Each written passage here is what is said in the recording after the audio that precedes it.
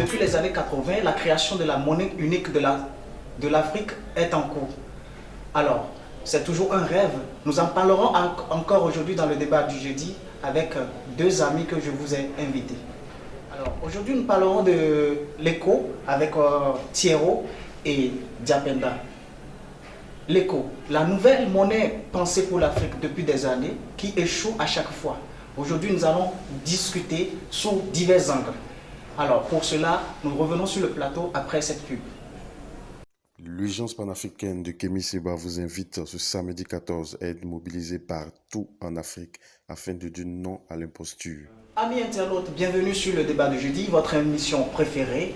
N'oubliez pas d'aller sur la page, liker, partager, abonnez-vous surtout, car l'information coule 24 heures sur 24 sur votre émission préférée.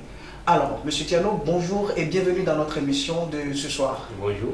Monsieur Diapenda, soyez la bienvenue. Merci, bonjour. Alors, comme je vous l'avais annoncé tantôt, on va parler d'un sujet très important, l'éco. Cette monnaie qu'on a pensée toujours pour l'Afrique et qui a échoué à plusieurs reprises. Alors, nous avons les ténors de l'éco et je vais commencer directement avec vous, Monsieur Diapenda.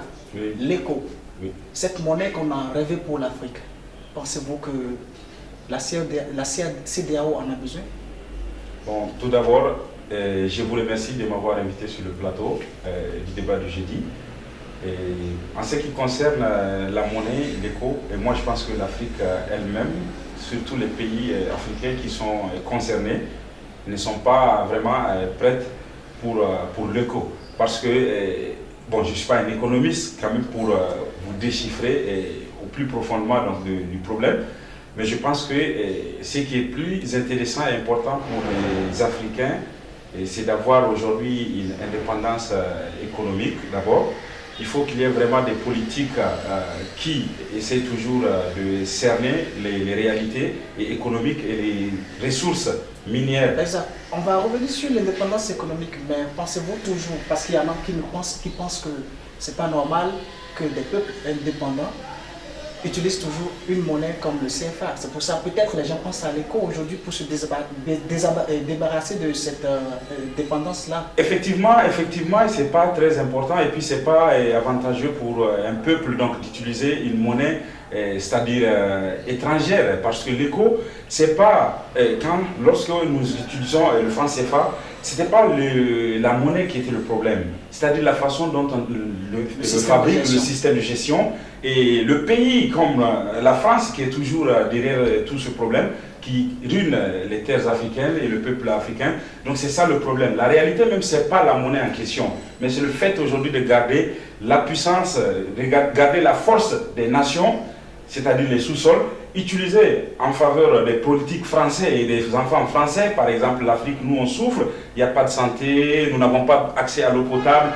C'est ça qui est mauvais, ce n'est pas le fait de dire, même si nous utilisons aujourd'hui le dollar ou le yuan, je ne sais pas chinois, si vraiment il y a une politique économique indépendante de chaque nation africaine, je pense que ce n'est pas un problème. Chacun aura vraiment une force dans ses trésors ou dans son pays pour pouvoir survivre.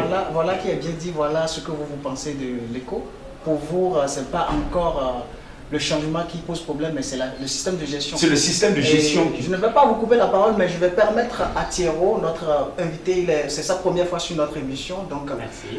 Monsieur Thiero, alors, à entendre ce que Monsieur Diapenda vient de dire, c'est bien clair que lui, il pense que c'est le système qui doit être changé. Et il montre déjà que lui, il est déjà dans un autre système, il n'est pas dans le système, ce n'est pas la monnaie qui lui pose le problème, mais c'est la gestion. Vous, en tant qu'Africain, de quelle monnaie rêvez-vous pour votre pays ou bien pour l'indépendance économique de la CEDEAO? Alors tout d'abord, merci de m'avoir invité sur votre plateau. Vous savez, pour chaque pays, pour chaque peuple, on doit avoir des identités. On doit être libre de faire son choix. Le pays doit être capable de choisir la monnaie commune à elle-même, sa propre monnaie. Ce qui identifie même, je veux dire, l'économie d'un pays.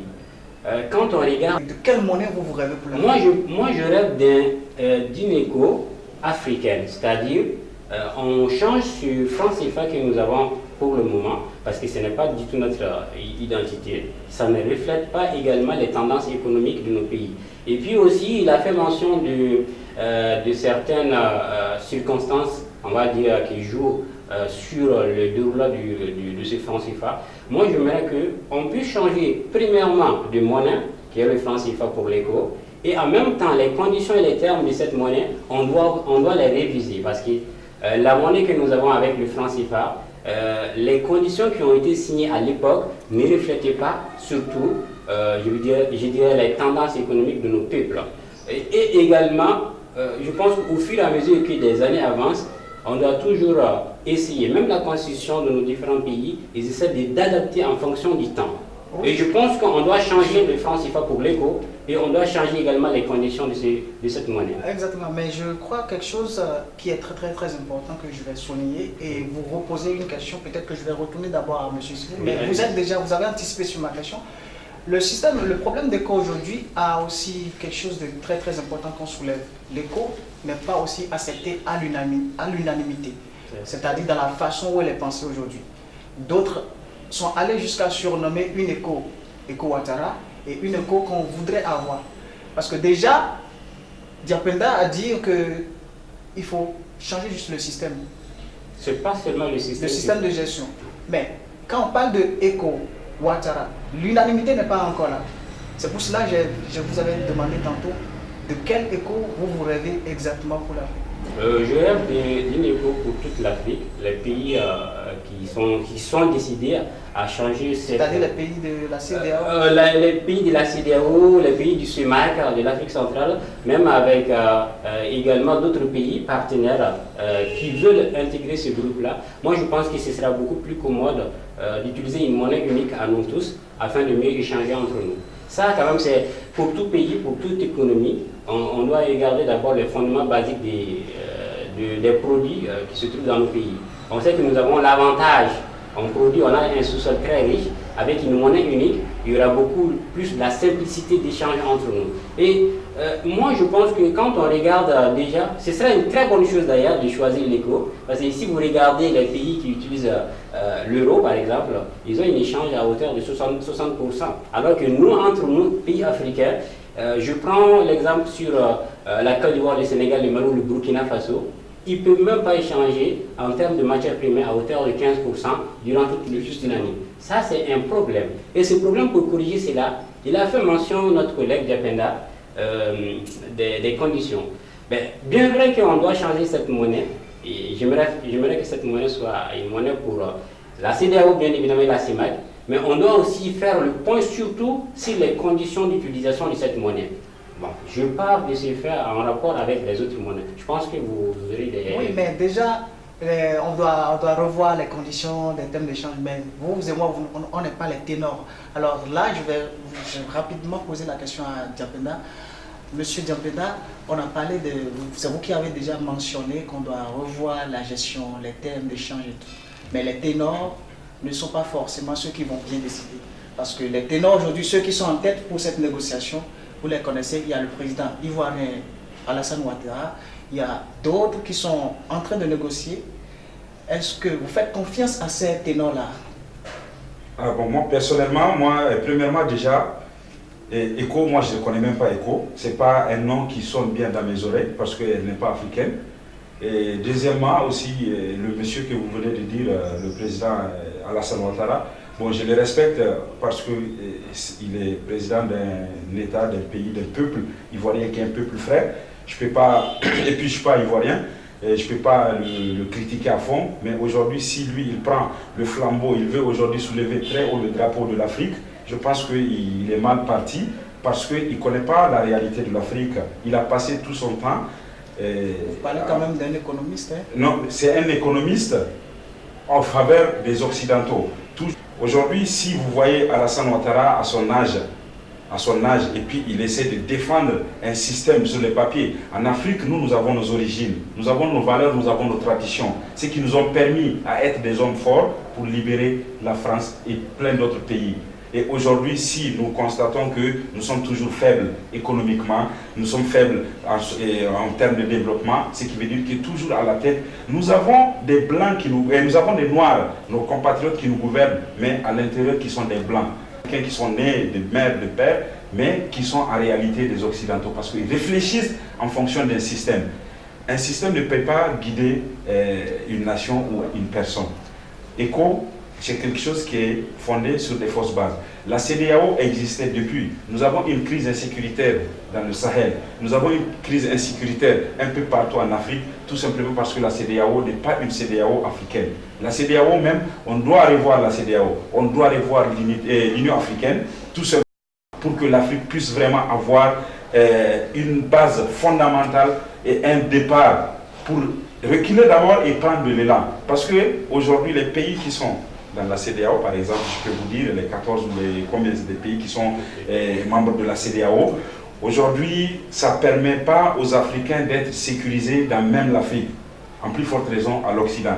Donc il faut qu'il y ait une politique de l'Union africaine, de la CEDEAO même, de renvoyer tous ces présidents à leur mission première, ceux qui sont là pour exercer et exécuter les ordres de l'Occident, comme les Ouattara, comme aujourd'hui on peut le dire chez nous au Niger, Issoufou Mahamadou, comme on peut le dire les présidents tchadiens, tout ça ils font semblant. Il faut que ces personnes reviennent à la réalité et comprennent que leur peuple ont tout. Leur peuple veut juste qu'on les écoute et que ECO, qu'on dit, ECO c'est pas africain. ECO c'est pas une monnaie africaine. C'est toujours le même système, c'est le franc CFA qui est là. Donc si moi je comprends, c'est juste un remise du franc CFA. Je vais juste vous demander, d'après ce que M. Diapenda vient de dire, il ne fait pas du tout confiance à cette élite-là, cet ténor-là qui essaie quand même d'améliorer le système. Parce que lui, selon lui, cette élite-là est en train de nous trahir. Donc, si je vous pose humblement la question de savoir, mais si on ne fait pas confiance à cette élite-là, qu'est-ce que vous, en tant que jeune Africain, comme moi, comme M. Diapenda, qu'est-ce qu'on peut faire? Alors, merci pour la question. Déjà, je partage un peu le point de vue de M. Diapenda lorsqu'il a fait référence à nos élites. Vraiment, pour parler de nos pays, de nos différents pays, on voit que le peuple lui-même n'est pas en mesure pour le moment de prendre les décisions, les grandes décisions concernant le pays. Alors, en ce moment, lorsqu'on regarde, il a fait mention du président Ouattara. On sait que le président Ouattara a une influence totale sur l'Afrique, la zone Afrique de l'Est, qui est la zone UEMOA surtout. Et pas seulement que le président Ouattara, on a d'autres élites comme le président sénégalais avec le président Macky Sall, il y a Ibrahim Boubacar Keïta également, Mamadou Youssoufou sans l'oublier. Ces présidents, la plupart de ces présidents, ils ont étudié dans ces pays étrangers. Donc ce sont des fruits, je dirais en quelque sorte, de ces pays-là. Ils sont partis là-bas, certes. M. Ouattara, c'est un économiste, il est très intelligent. Mais M. Ouattara n'utilise pas ce qu'il a étudié pour mieux développer l'Afrique. Certes, si on parle de la Côte d'Ivoire uniquement, parmi les autres pays de la zone IMOA ou bien de la zone CEDEAO, on verra que la Côte d'Ivoire parvient par contre à maîtriser ses échanges économiques et parvient à contrôler également le taux d'inflation de son pays, contrairement aux autres pays africains. Donc si on devait mettre une monnaie en place pour les pays africains, je pense que ça doit être une décision générale qui vise à favoriser l'économie de tous les pays africains qui vont utiliser cette monnaie. Bon, et là, le souci ne se trouve où exactement? Beaucoup de gens pensent que c'est le président, nos élites qui tiennent, je dirais en quelque sorte, la décision de changer l'éco, le franc CFA en éco. Ce n'a pas été le cas. On sait que depuis les années 1800, 1980, on avait commencé déjà à adopter une politique, exactement, une politique de monnaie unique. Et au fur et à mesure du temps, il y a eu certes des réticences, mais on a vu par la même occasion que la jeunesse africaine, comme vous avez fait mention tout à l'heure, s'est un peu mobilisée à travers certains activistes, comme on les connaît, c'est des Simi-Kiba, qui sont lancés à reconquérir la jeunesse africaine, à faire savoir à la jeunesse africaine la réalité économique de nos différents pays. Et on sait déjà que l'Afrique, nos pays qui vont utiliser cette monnaie, se trouvent bloqués par nos élites. On aurait dû changer la monnaie depuis des années. Il y a 20 ans de cela, on aurait dû le faire. Mais vu qu'on a des élites qui sont, je ne dirais pas incompétents, mais qui sont au service de l'Occident, ils ne veulent pas favoriser un tel système, parce qu'un tel système les défavorisera.